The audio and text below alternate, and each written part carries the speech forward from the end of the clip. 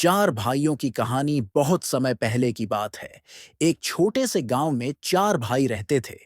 उनके पिता एक मेहनती किसान थे, जिन्होंने कठिन परिश्रम से अपनी जमीन बनाई थी। पिता ने जीवन भर अपने बेटों को ईमानदारी, परिश्रम और एकता का पाठ सिखाया था। लेकिन जैसे जैसे पिता बूढ़े होते गए, चारों भाइयों में मतभेद बढ़ने लगे।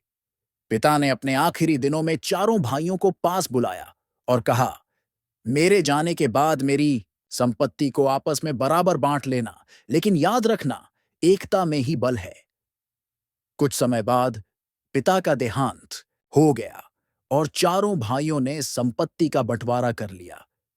चारों भाइयों की अलग अलग राहें। संपत्ति का बंटवारा होते ही भाइयों के रास्ते भी अलग हो गए। सबसे बड़ा भाई अर्जुन मेहनती था और खेतों में काम करना पसंद करता था।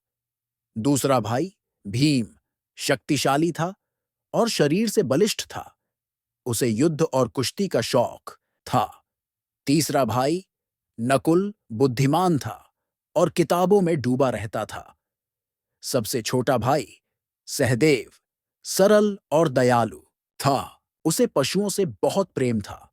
शुरुआत में सभी अपनी अपनी जिंदगी में व्यस्त थे।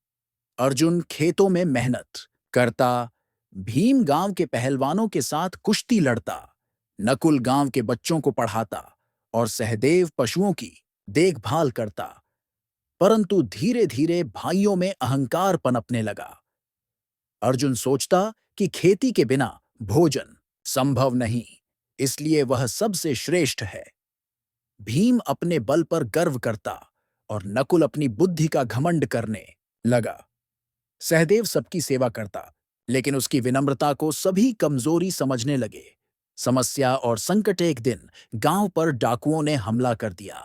डाकुओं की संख्या बहुत ज्यादा थी और गांव वाले डर के मारे छिप गए।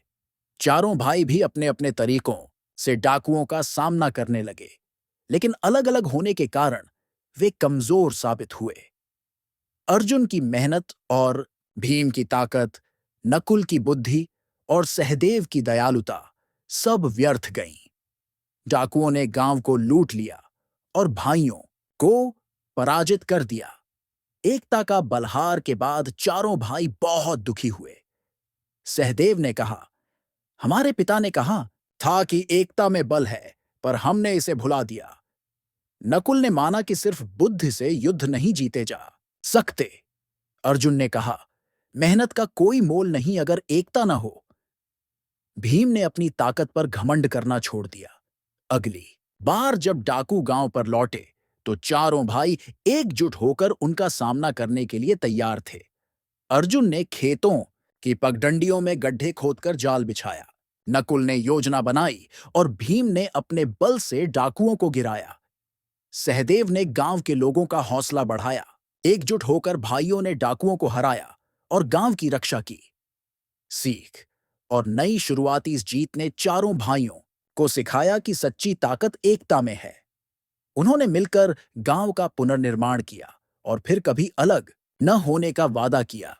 अब गांव में हर कोई चारों भाइयों की एकता की मिसाल देता था।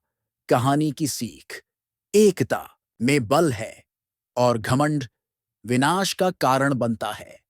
सच्ची शक्ति तभी प्राप्त होती है जब हम एक दूसरे का सम्मान करें और साथ मिलकर काम करें।